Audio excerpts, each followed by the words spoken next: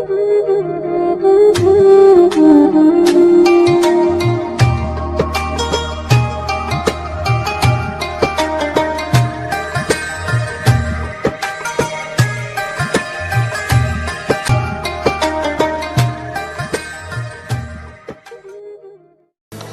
News में ख़बरनि update जो सिलसिलो जारी है। ख़बर शामिल कयूं पिया कंडियारो खां।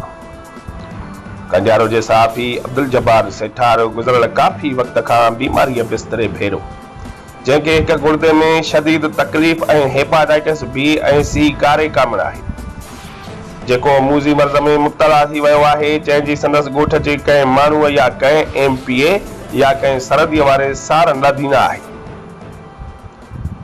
जेको हिन वक़्त व्याज ते पैसा वठी पंहिंजो इलाज कराए रहियो आहे।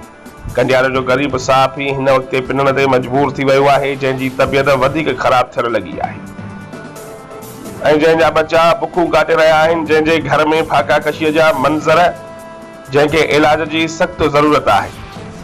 हिन इंसानियत जे नाते इंसान ज़ात खां मदद जी अपील कई आहे। खुदारा DC नौशरो फिरोज़, वज़ीर आला सिंध, वज़ीर आज़म पाकिस्तान ऐं ॿियनि वस वारनि खे त मुंहिंजी माली सहायता कई वञे त जीअं मां पंहिंजो इलाज कराए सघां ऐं पंहिंजे बचनि जो पेट गुज़र करे सघां, या मुंहिंजो इलाज सरकारी ख़र्च ते कराए वञे ऐं मुंहिंजी ज़िंदगी बचाई वञे।